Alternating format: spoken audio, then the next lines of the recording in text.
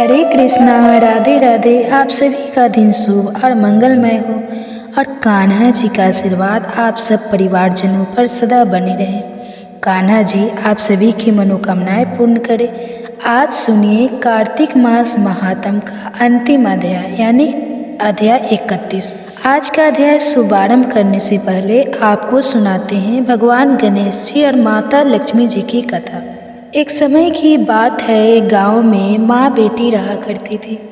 एक दिन वह बेटी अपनी माँ से कहती है कि माँ, गांव के सारे लोग गणेश मेला देखने जा रहे हैं, तो मैं भी मेला देखने जाऊंगी। तब माँ ने कहा कि बेटा, तू अभी छोटी है, वहाँ पर बहुत भीड़ होगी, अगर कहीं गिर गई तो तुम्हें चोट लग जाएगी।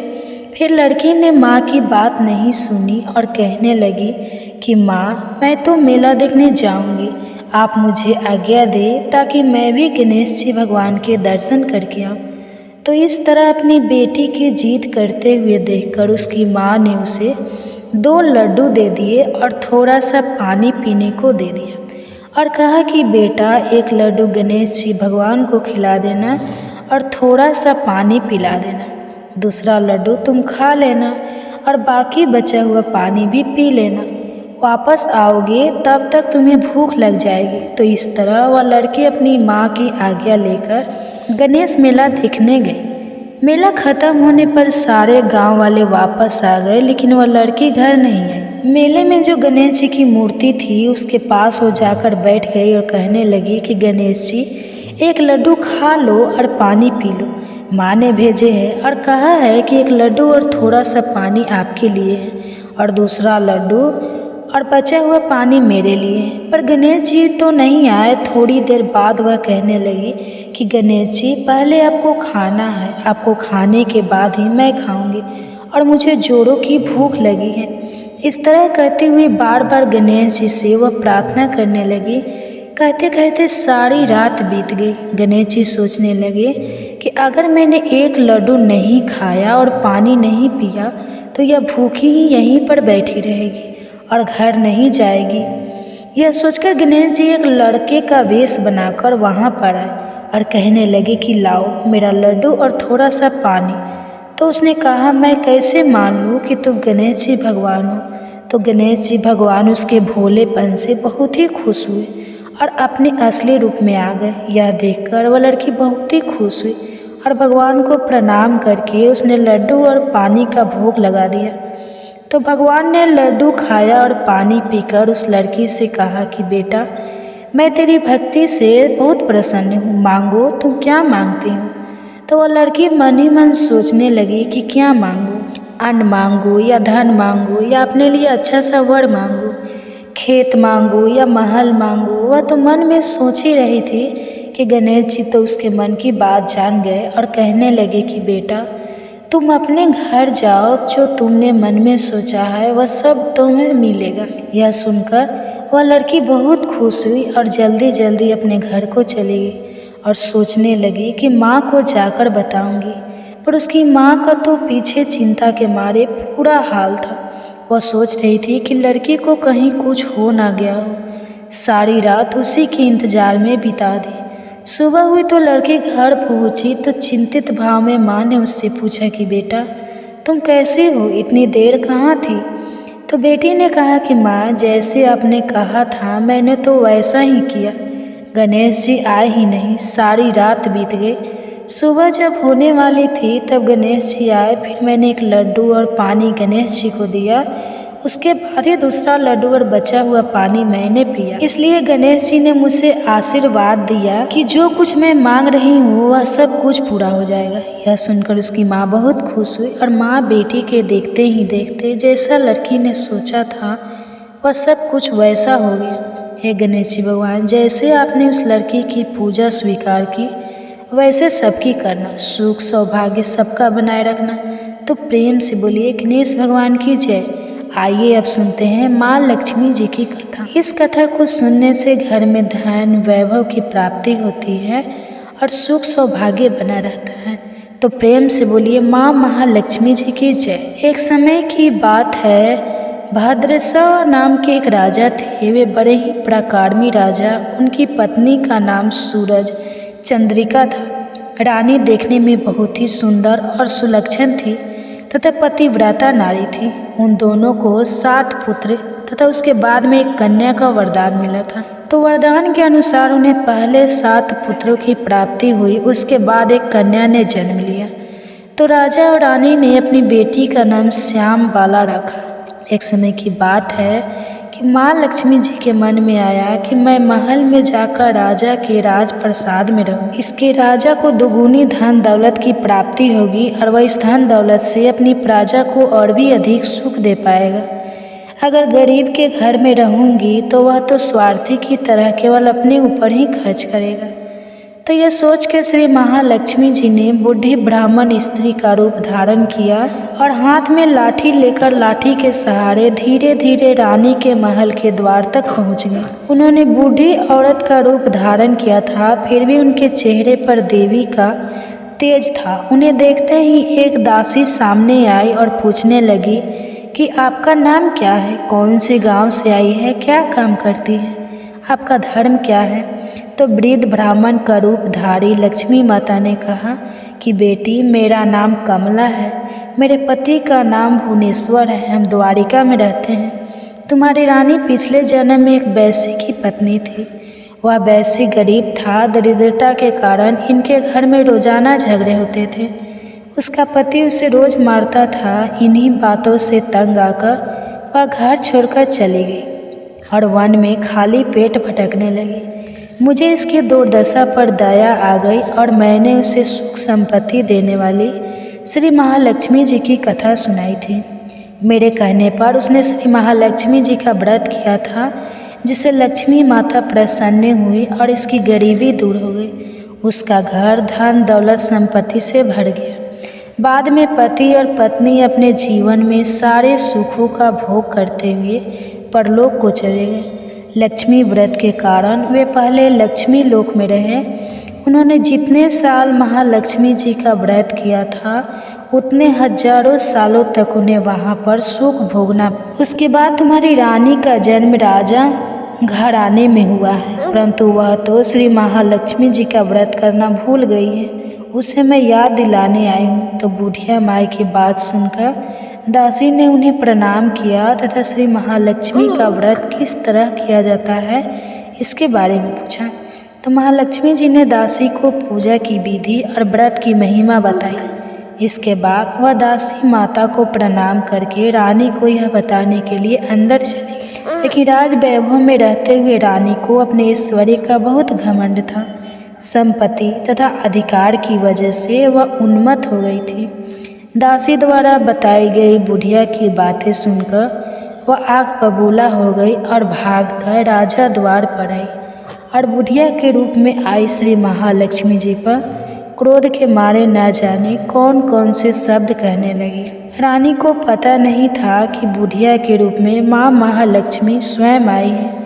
रानी के इस तरह से रूख बर्ताव को देखकर और अपने अनादर को देखकर माता ने वहाँ ठहरना उचित नहीं समझा। वह सोचने लगी कि इसे तो अपने आप पर बहुत ही घमंड है, मुझे यहाँ से चलना चाहिए। तो वह बुढ़िया के रूप में आई लक्ष्मी माता अपनी लाठी के सहारे धीरे धीरे महल से बाहर निकल गई और जंगल की तरफ जाने लगी। तो गांव के रास्ते में उन्हें राजकुमारी श्याम बाला मिल गई। तो श्याम बाला ने बूढ़ी औरत को देखते ही कहा कि माँ जी राम राम, आपको पहले कभी नहीं देखा, कहाँ से आई हो और कहाँ जा रही हो। तो माता लक्ष्मी कहने लगी कि बेटा, मैं तो तुम्हारे माँ से मिलने आई थी, उसे उसके पिछले जन्म के बारे में बताने के लिए।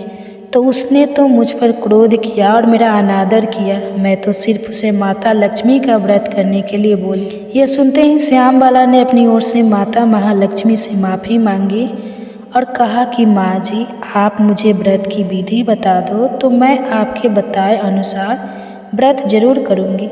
इस पर माता रानी को उस पर दया आ गई। उन्होंने श्याम बाला को श्री महालक्ष्मी जी के व्रत के बारे में बताया। श्याम बाला ने पूरी श्रद्धा से माँ लक्ष्मी का व्रत रखा। व्रत के फल के प्रभाव से राजा सिद्धेश्वर के सुपुत्र मालाधर से उसका विवाह हो गया।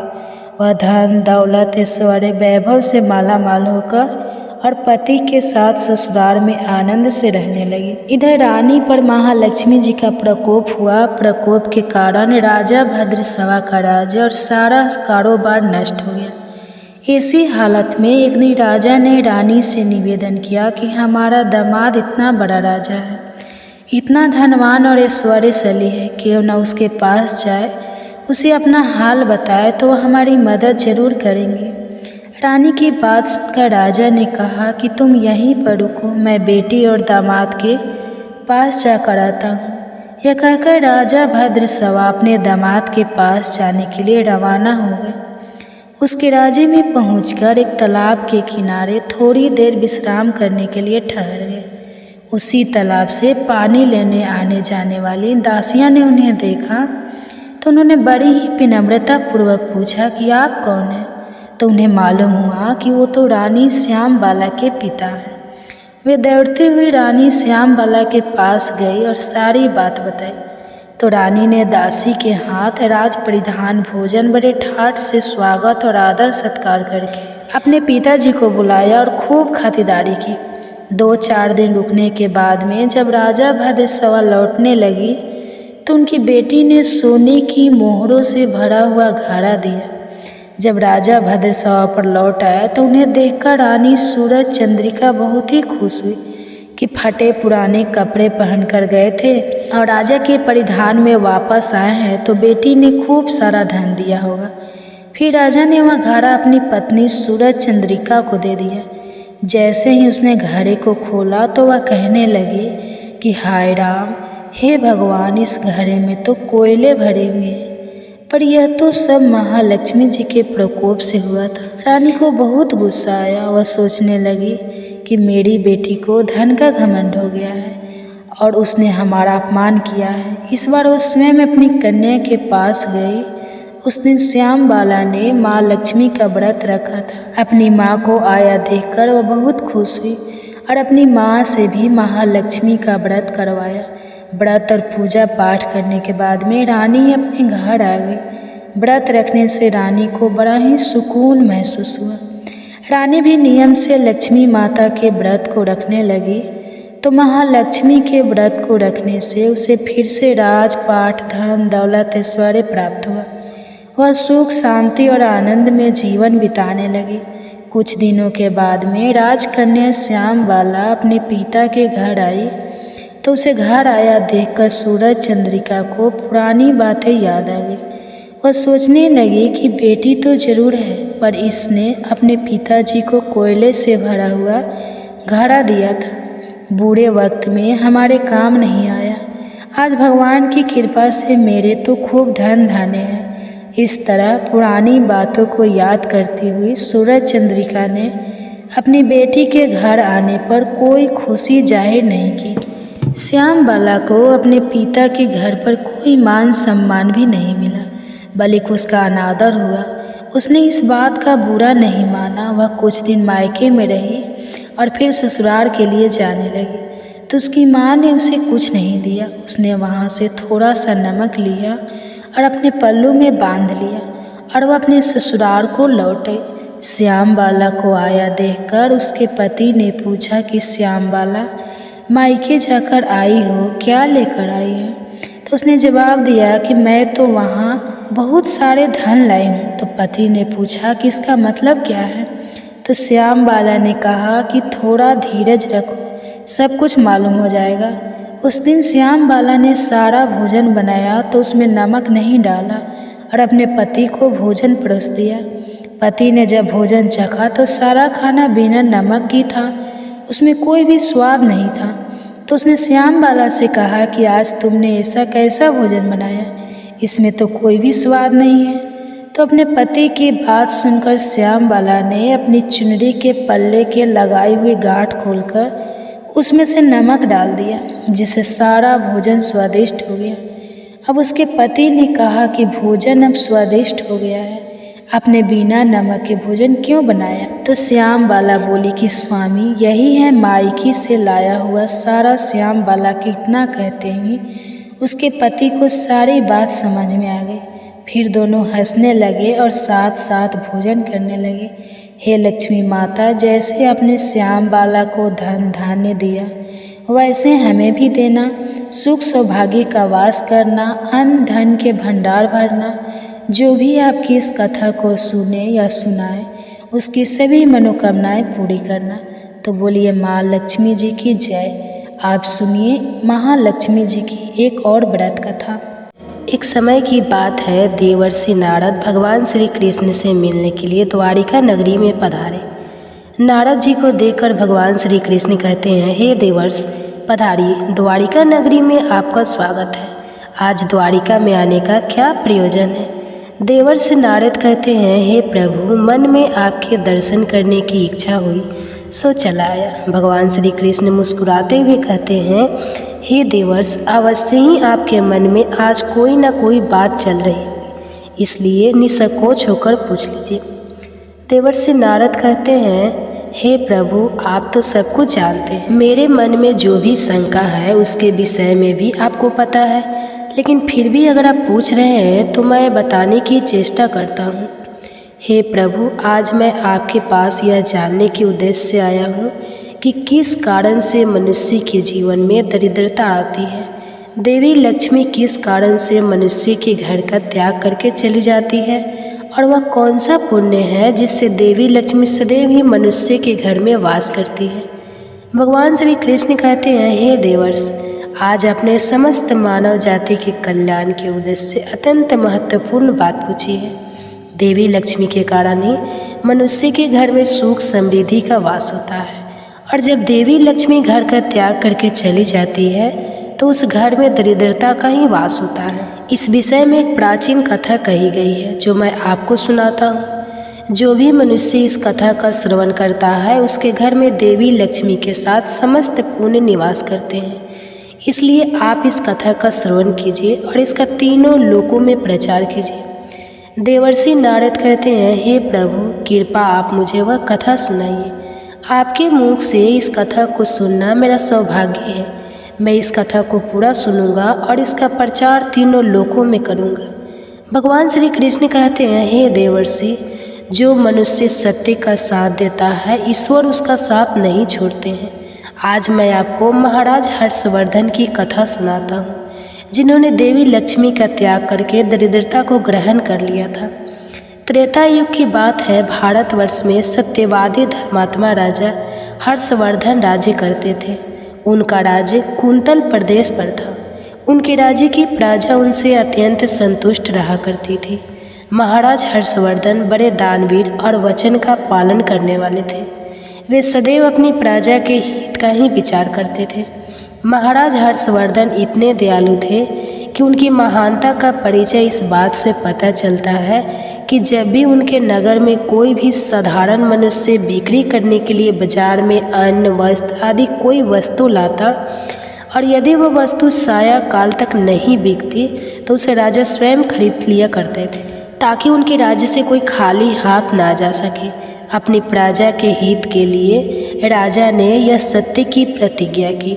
स्वयं काल होते ही राजा के सेवक शहर में भ्रमण करते, और जब वे किसी को कोई वस्तु या द्रव्य लेकर बैठा हुआ देखते जिसे किसी ने खरीदा ना हो, तो महाराज के सेवक उस व्यक्ति से उन वस्तुओं की कीमत पूछते और उसकी इच्छा और ज़रूरत के अनुसार उसकी जो भी कीमत होती वह कीमत देकर उसकी वस्तुओं को खरीद लेते थे। इस प्रकार से महाराज के ऐसे दयालु स्वभाव को देखकर अनेक लोग प्रसन्न होकर उनकी महानता की चर्चा करने लगे। महाराज हर्षवर्धन की कीर्ति तीनों लोकों में होने लगी। देवता भी उनकी प्रशंसा करने लगे। जब यह बात धर्मराज को पता चली तो एक दिन स्वयं धर्मराज ने ही महाराज हर्षवर्धन की परीक्षा लेने की सोची।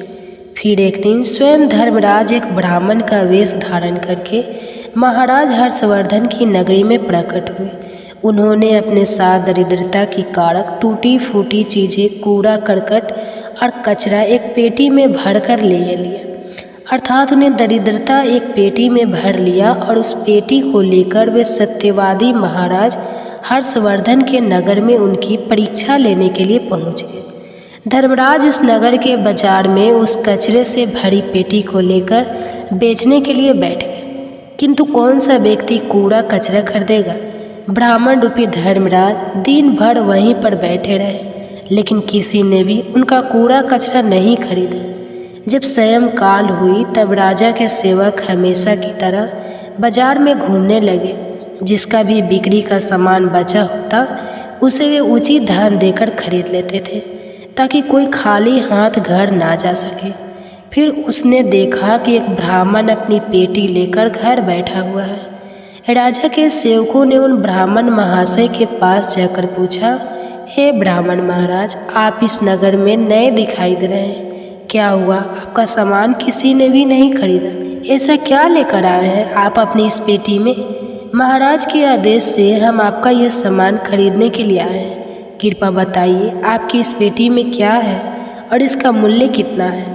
तब उस ब्राह्मण ने कहा, हे सैनिकों, मैं इस पेटी में दरिद्र लेकर आया, अर्थात कूड़ा कटकर भटकर ले आया, और इसका मूल्य 1000 स्वर्ण मुद्राएं है। उस ब्राह्मण के मुंह से ऐसे विचित्र वचन सुनकर वे सभी सैनिक हंसने लगे। और फिर उन्होंने उस ब्राह्मण से कहा, हे ब्राह्मण, आपकी पेटी में कूड़ा भरा हुआ है, इसे कौन लेगा? इसका मूल्य तो 1 पैसा भी नहीं है। फिर उस ब्राह्मण ने कहा, सैनिकों, यदि इसे कोई नहीं लेगा तो मैं इसे वापस अपने घर लेकर जाऊंगा। मैंने तो सुना है कि आपके महाराज यहाँ से किसी भी व्यापारी को खाली हाथ वापस नहीं जाने देते, उसका सारा द्रव्य खरीद लेते हैं। लगता है मैंने आपके महाराज के बारे में झूठ सुना है। उस ब्राह्मण की ऐसी बात सुनकर राजा के सेवकों ने कहा, हे ब्राह्मण, आपने सही सुना है, हमारे महाराज किसी भी व्यापारी को खाली हाथ घर नहीं भेजते, उसका सारा माल खरीद लेते हैं। इसलिए तुम थोड़ी देर रुको, हम अभी आप महाराज के पास जाकर आते हैं। फिर उनसे एक सेवक महाराज हर्षवर्धन के पास जाता है और उनसे कहता है, हे महाराज, आज हमारे नगर के बाजार में एक ब्राह्मण आया है। वह बड़ा ही विचित्र है। वह अपनी पेटी में कूड़ा कचरा भर कर रखा है और उसका मूल्य वह 1000 स्वर्ण मुद्राएं बता रहा है। तब महाराज ने कहा, हे सैनिकों, तुम जाकर उसके सामान का मूल्य जो कम से कम हो सके उतना उसे देकर उसका सामान खरीद कर लाओ। उसे उसकी वस्तुएं लेकर वापस मत जाने दो, अन्यथा मेरा वचन झूठा हो जाएगा। फिर राजा के सेवक उस ब्राह्मण के पास जाते हैं और कहते हैं, हे ब्राह्मण, हम तुम्हारे इस पेटी का मूल्य 200 स्वर्ण मुद्राएं देते हैं। तुम इतनी मुद्राएं लो और प्रसन्नता से अपने घर चले जाओ। किंतु उस ब्राह्मण ने कहा, हे सैनिकों, मैं 1000 स्वर्ण मुद्राओं से 1 पैसा कम नहीं लूँगी। यदि तुम मेरा सामान खरीदना चाहते हो तो खरीदो, नहीं तो मैं अपना सामान लेकर वापस चला जाता हूँ। तब उन राजा के सेवकों ने कहा, हे ब्राह्मण, ठीक है, अब हम तुम्हें इस पेटी के बदले 500 मुद्राएं देते हैं। इतना मूल्य तुम्हारे लिए सही रहेगा। लेकिन फिर भी वह ब्राह्मण नहीं माना और 1000 स्वर्ण मुद्राओं पर ही अड़ा रहा और कहने लगा, मेरा सामान लेना है तो लो, नहीं तो मैं चला। तब फिर से वह सैनिक लौटकर राजा के पास जाता है और उनसे कहता है, हे महाराज, उस ब्राह्मण को हमने 500 स्वर्ण मुद्राएं देने की कोशिश की, किंतु वह फिर भी नहीं मान रहा। उसकी पेटी में कचरा और दरिद्र भरा पड़ा है, लेकिन फिर भी वह 1000 मुद्राएं ही मांग रहा है। हे महाराज, आपको उसका कचरा 1000 मुद्राओं में नहीं खरीदना चाहिए। महाराज हर्षवर्धन कहते हैं, सैनिकों, यह मेरे सत्य की प्रतिज्ञा है। मैं किसी भी व्यक्ति को अपने राज्य से खाली हाथ जाने नहीं दे सकता। हम सत्य का त्याग कभी नहीं करेंगे। इसलिए तुम लोग जाओ और वह ब्राह्मण जो कीमत कह रहा है उससे उसकी वस्तुओं को खरीद कर लेकर आओ, इसमें संकोच मत करो। फिर वह सिपाही ब्राह्मण के पास लौट कर आ गए। उन्होंने उस ब्राह्मण को 1000 स्वर्ण मुद्राएं दी और उसकी दरिद्र से भरी हुई पेटी ले ली। वह ब्राह्मण मुद्राएं लेकर चला गया और फिर सिपाही उस दरिद्र से भरी पेटी को लेकर राजमहल में लौटे। फिर महाराज ने उस पेटी को राजमहल के अंदर रखवा दिया। रात्रि में जब सोने का समय हुआ तब महाराज के राजमहल के द्वार से एक अत्यंत सुंदर स्त्री निकली। उस स्त्री के 4 हाथ थे, हाथों में कमल पुष्प थे। उस सुंदर स्त्री ने नाना प्रकार के आभूषण धारण किए हुए थे। महाराज महल के बाहर बैठे हुए थे। जब महाराज ने उस अत्यंत सुंदर स्त्री को देखा तो महाराज आश्चर्य में पड़ गए और उन्होंने उस स्त्री से पूछा, हे देवी, आप कौन हैं? इस रात्रि के समय में आप यहाँ पर क्या कर रही है? आप कहाँ से आ रही है और कहाँ पर जा रही है?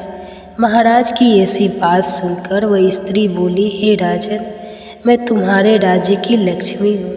आप सत्यवादी धर्मात्मा हैं, इसी कारण से मैं आपके राजमहल में निवास करती हूँ। किंतु आज आपके राजमहल में दरिद्रता आ गया है और जहाँ पर दरिद्रता रहता है उस स्थान पर लक्ष्मी निवास नहीं करती है। आज आपने एक पेटी से भरा दरिद्र अपने घर में रखा है, इसलिए अब मैं यहाँ से जा रही हूँ। तब महाराज हर्षवर्धन ने हाथ जोड़कर प्रणाम करके देवी लक्ष्मी से कहा, हे माँ लक्ष्मी, आपकी जैसी इच्छा, मैं आपके वचन और प्रतिज्ञा से बंधा हूँ। मैं अपना वचन नहीं तोड़ सकता, इस कारण से मैं इस दरिद्रता से भरी पेटी को लेने से मना नहीं कर सकता था। कृपा आप मुझे क्षमा कीजिए।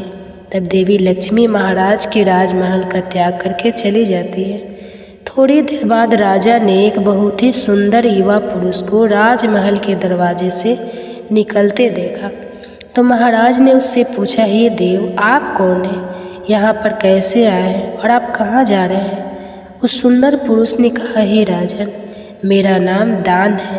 आप सत्यवादी धर्मात्मा हैं, सदैव धर्म का पालन करते हैं, इसी कारण से मैं आपके राजमहल में निवास करता था। किंतु अब देवी लक्ष्मी आपके राजमहल को त्याग कर चली गई है। लक्ष्मी के बिना आप दान कहाँ से करेंगे? इसलिए मैं भी अब आपको छोड़कर जा रहा हूँ। तब महाराज हर्षवर्धन बोले, हे देव, ठीक है, जैसी आपकी इच्छा आप भी जा सकते हैं, किंतु मैं अपने वचन को तोड़ नहीं सकता।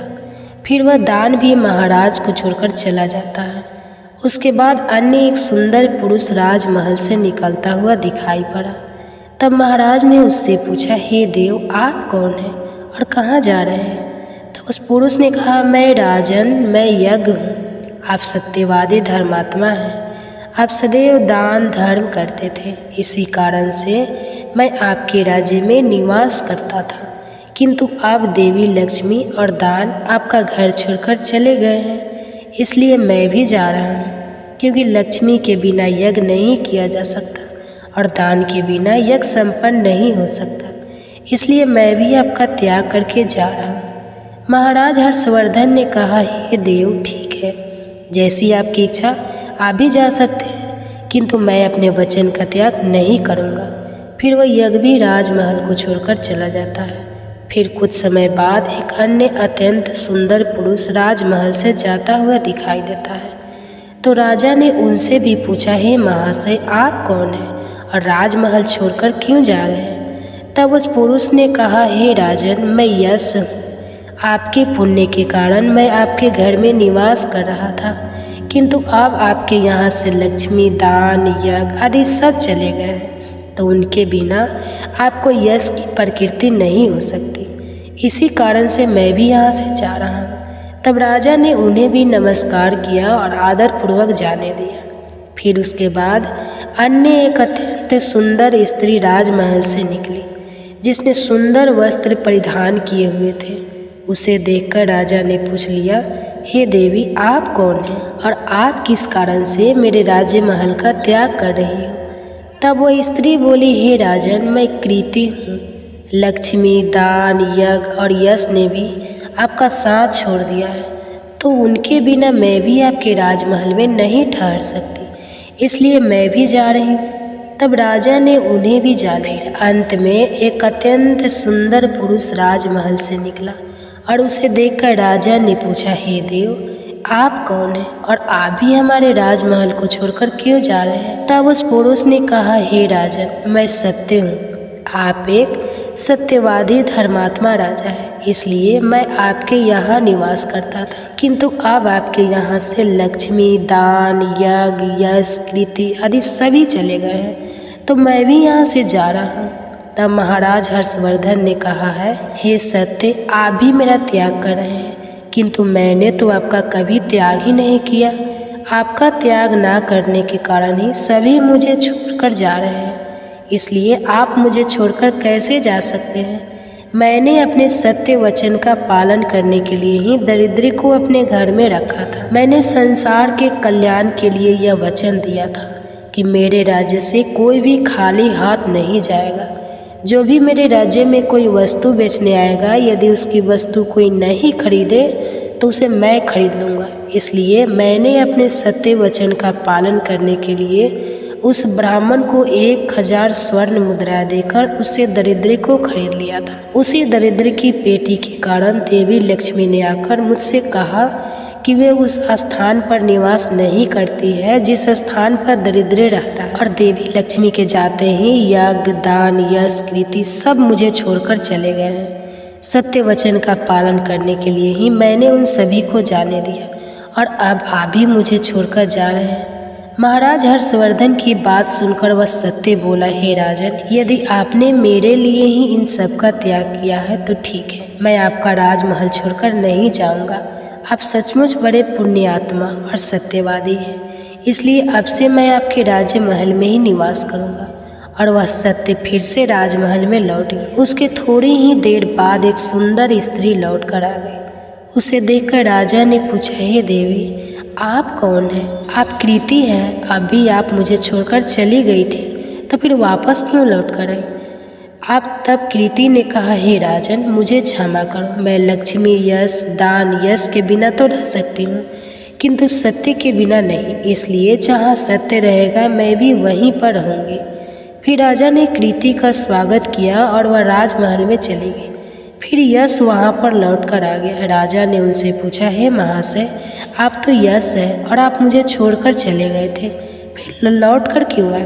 तब उस पुरुष ने कहा, हे राजन, कोई राजा कितना ही बड़ा धनवान हो, दानवीर हो, किंतु सत्य के बिना उसे यश प्राप्त नहीं हो सकता। इसलिए जहाँ पर सत्य विराजमान रहता है मैं भी वहीं पर रहता हूँ। सत्य के बिना मैं नहीं रह सकता। ऐसा कहकर फिर यश ने राजमहल में प्रवेश किया। उसके कुछ क्षण बाद यज्ञ भी लौट कर आ गया। राजा ने उनसे भी पूछा, हे महाशय, आप क्यों लौट कर आए? तब यज्ञ ने कहा, हे राजन, चाहे कोई कितना भी लक्ष्मीपति और दानसी क्यों न हो, किंतु बिना सत्य के यज्ञ शोभा नहीं देता है।